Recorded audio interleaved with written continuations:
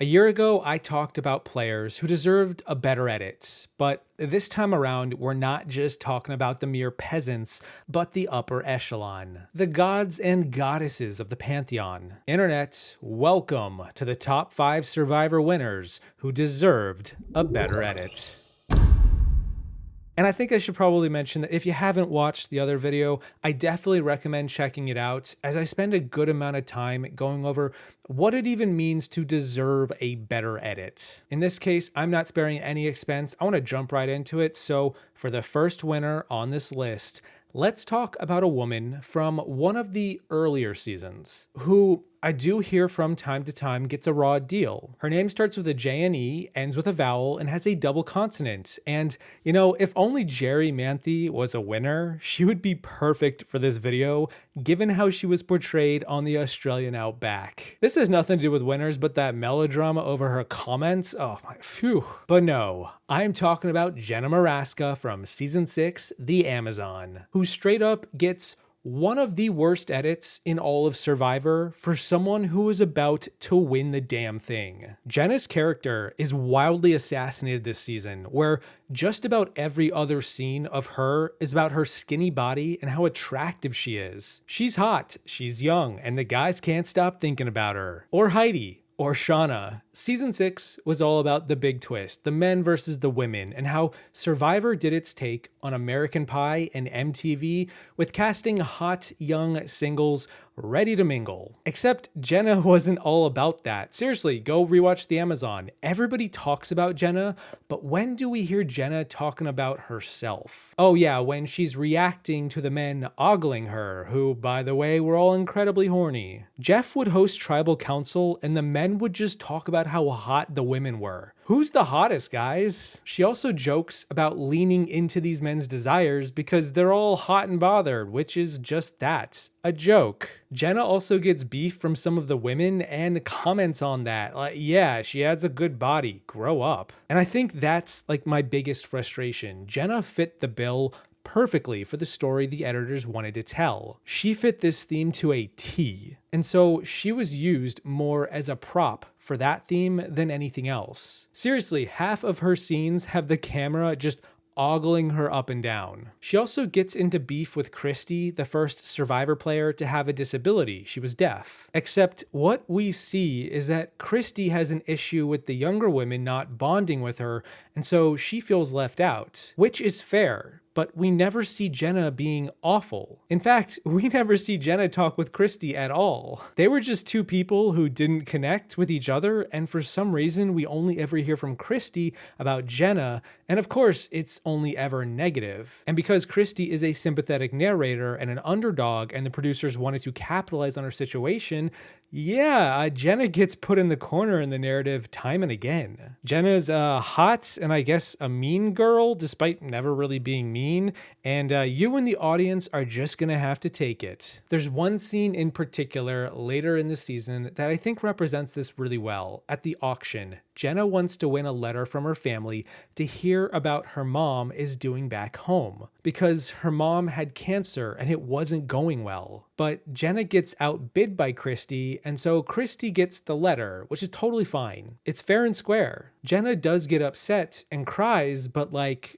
yeah, obviously. She wants to hear about her mom. And so Jeff pulls out a second letter because he's trying to have a good time. He wants people to be happy, and Jenna wins it, and all is well. Except right after the auction, we hear from Matt, who tells us that Jenna was being selfish for crying, implying as if like Jenna was maybe manipulating the situation to get Christy to feel bad. And with Jenna's presentation up to this point, we are then led to believe that maybe that's the case after all. I mean, never mind her mom is dying and she wants to hear more about that. No, she's just sad because Christy sucks. Believe it or not, this moment caused an outrage in the fan base back in the day, and I think that it just goes to show how easy it is to rage bait fans into getting mad. Because Jenna was set up to fail from the start with these editors. They wanted to make her look worse than she behaved. They wanted to throw the fans off of the scent of her being a winner because the season had been spoiled online before. There's a book about it,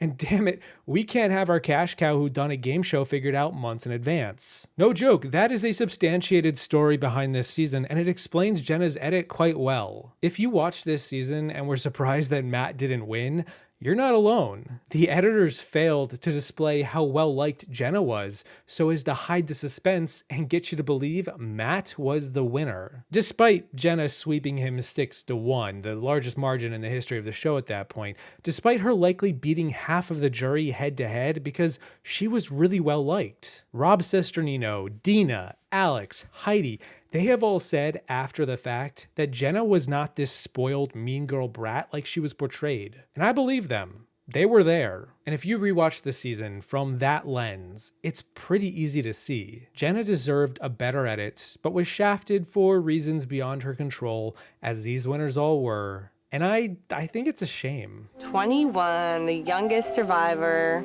I felt like I've worked really hard to get here, and it's an honor. And this is the biggest accomplishment in this game and in my life, and I don't think it's sunk in yet. Both of them claim to be honest players who played this game with integrity. It's who did the best job to outwit, outplay, and outlast. Is it Jenna or is it Matt? I wish there was a choice C, none of the above, but there isn't. The winner of Survivor, Amazon.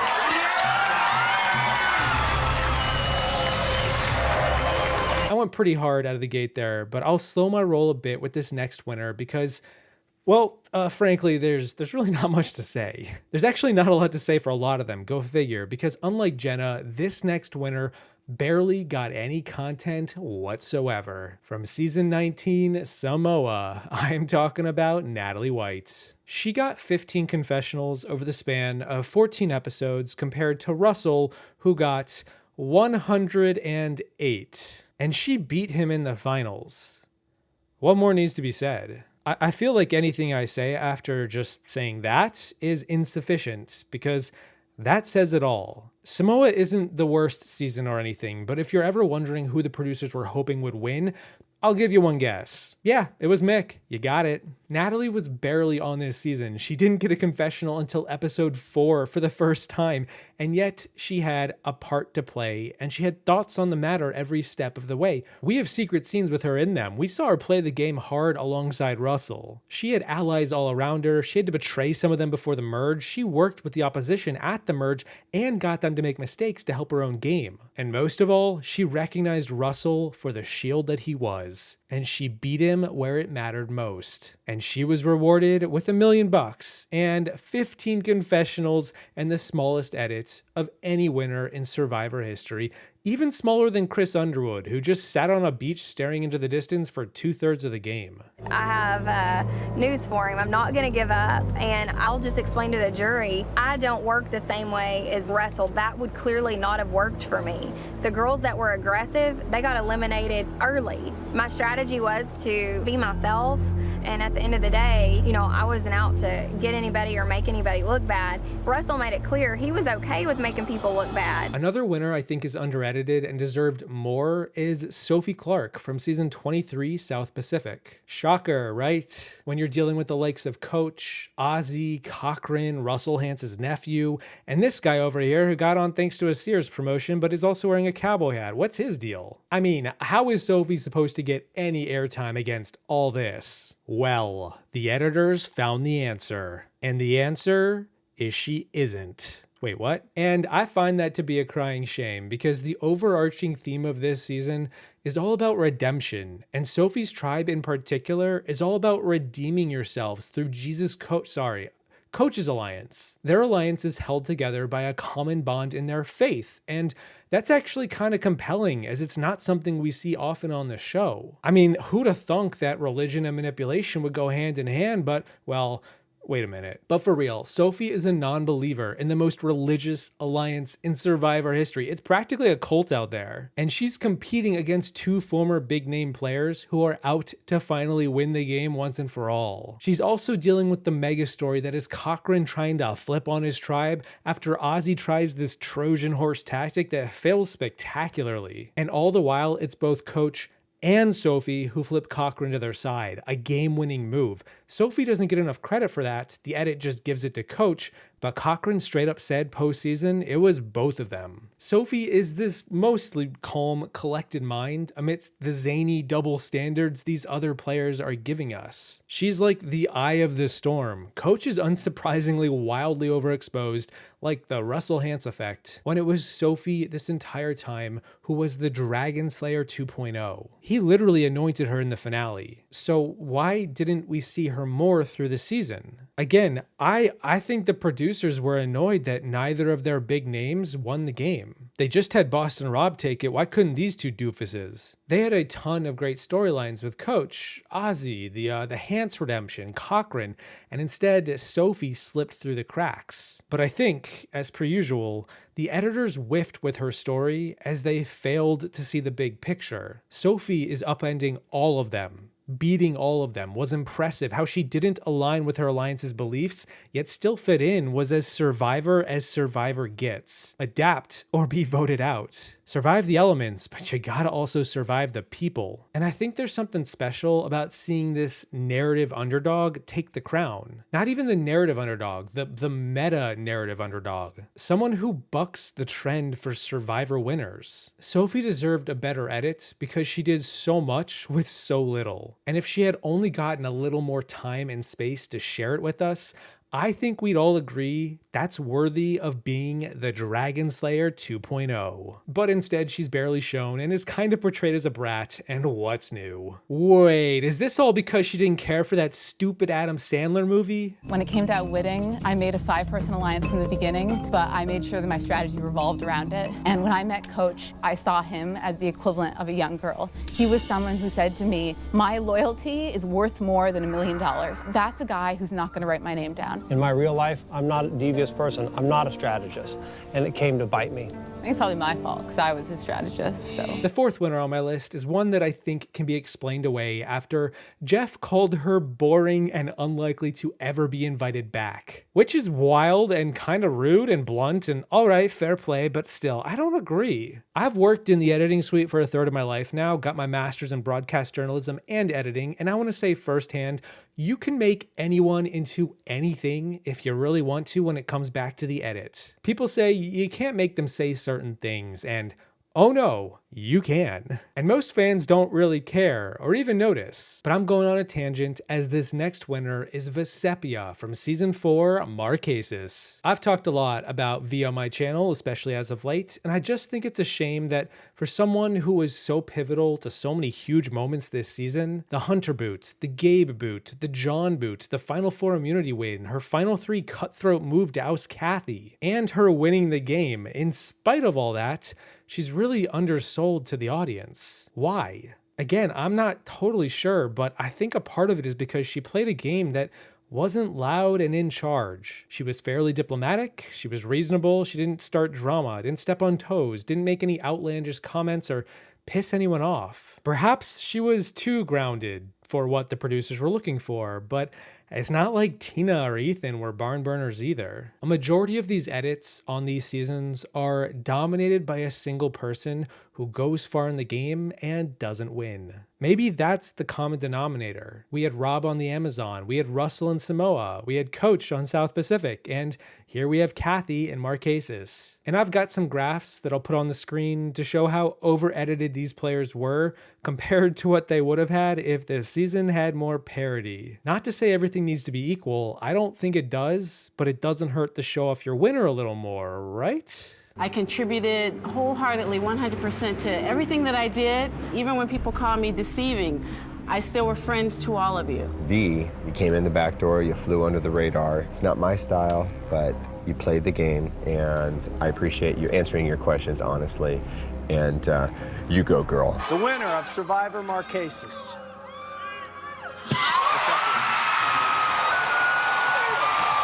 Lastly, I've been juggling 4 different winners for this 5th spot. I almost considered making this a top 10, but I think at some point I would just be kind of repeating myself, so I'm gonna do something different. A first for my channel, and turn to you all in the audience and ask you, who do you think should be the 5th winner of this top 5? For the record, I do actually have somebody picked as number 5, but I think that I've said my piece on all these players before, and I'm curious what you all have to say. And, feel free to write in any winner if you want, but the 4 winners that I have on the docket are Danny from Guatemala, season 11, Sandra from season 20, Heroes vs. Villains, Tommy from season 39, Island of the Idols, and Erica from season 41. Danny, because she is literally invisible by design. She played that way on purpose. That was sort of what she wanted to do. That was her game plan. But at the same time, I gotta think there's more to chew on somewhere on the editing room floor, right? Sandra, because the first half of this season, she is barely on it. Quite shocking given the historical precedents we're about to get here. She goes for like 6 straight episodes without talking to the camera in the pre-merge.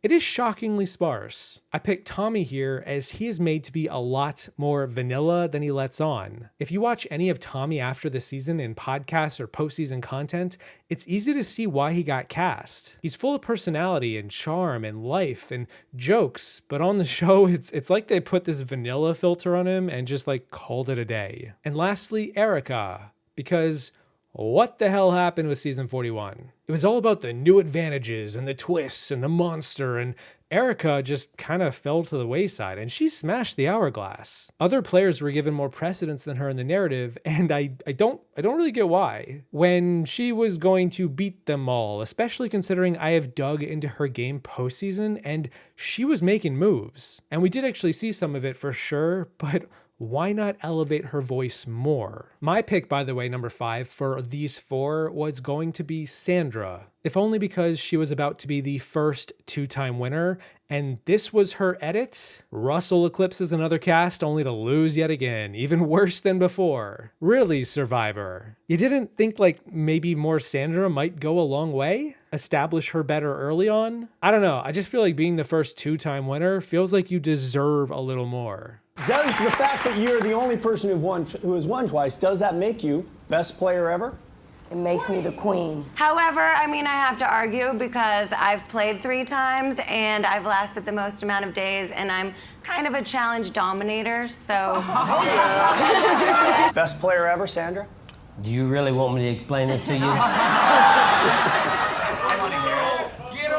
I think there is a flaw in the game. A flaw in the game of Survivor? Yes. Okay. If she can win the game twice. The one thing I've always maintained is whoever won that season deserves to win that season. That's the way it plays out. That's the hand you have. It's the people that you're surrounded with. If you win it, it's your game. Yours. Anyway, those are my top 5 Survivor winners who deserved a better edit. But let me know who you think should round out this list and who you think should be on the list at all. A big thanks to my patrons for all your support. Thank you all for watching. I hope you enjoyed the video. Don't forget to suck up to Jeff on your way out. It might go a long way. And I will see you in the next one once I get on the show and set the record for least visibility in the history of Survivor. It's like I was never even there. You're sitting in a real good spot. And no matter what, in any circumstances, I'm keeping Sandra. I think she might get Courtney's vote, and that's it. So I'm gonna use Sandra for me to win $1 million. She can't beat me. I'm feeling wonderful because regardless, Russell's keeping me around because I'll never get a single vote. But I don't know about that.